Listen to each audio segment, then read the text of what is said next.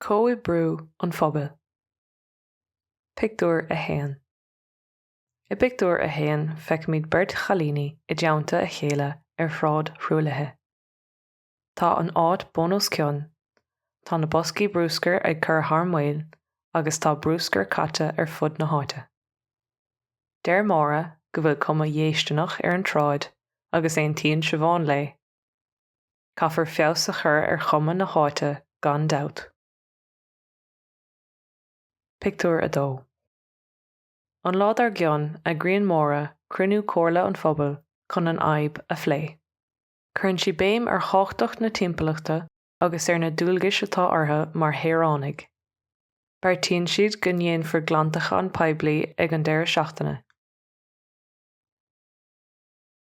Phobail a thagann chun solas ná saol sóisialta an bhaile. Tá aspa imeachtaí de bhuintear na háite ina cnámh sparna. Pictiúr a trí. I Pictiúr a trí feicimid an glantacháin faoi lán seoil. Tá cuma I bhfad éireann níos fearr ar an áit anois. Bailíonn na hibrithe Jonacha an brúscar ar fad I málaí móra dubha. Tá veisteanna lonracha ortha. Is a réigean atá muintear na háite in ann an trád a aithint.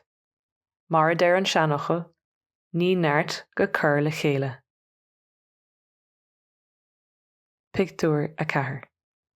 Chomá leis an lantacháin, chuirtear béim ar imeachtaí sóisialta an bhaile. Gach luain chuirtear ceolchoirim thiamsúil ar siúl de cheanóirí an bhaile. Canan na hamhránaithe go Jonach. Buineann an lucht féachana an sult as na ceolchoirimeacha. Bíonn cruinniú madair le pobal ar aire uair in aghaidh na míosa. Labhraíonn garda faoi aibeanna na cheantar agus bíonn deis ag an bpobal ceistena a chur. Bíonn slua mór ann de thír. Pictiúr a chuig. I Pictiúr a chuig feicimid ranganna oíche éagsúla áireachtáil I halla an Phobail.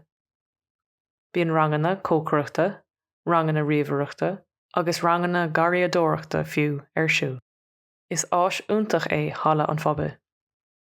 Is léir go bhfuil éilimh ar na ranganna seo mar freastalíonn idir air agus bhaná ortha. Ag deireadh an lé is mála daoine a scí a ligean agus scileanna nua a amhlaim, chomá le haithne a chur ar chairde nua. Pictiúr is sé. Sa Pictiúr dearnach, brontar seic €2,500 ar an mbaile de bharr an dul chun cinn atá déanta acu le déanaí. Is mór an anóir é seo, agus is cinnte go bhfuil a rá tiltte acu. Brontar cuireann airgid ortha freisin. Déanann lucht eagraithe an chomórtais chomhghardas leo agus mollann siad dóibh leannacht de ráig lena gcuid ibre. Tús maith lean na hibre. Ceistena. Cén chuma atá ar an mbaile I Pictiúr a haon. Cén sais ranganna oíche a chuirtear ar fáil. Cé bhéad airgid a bronnach ortha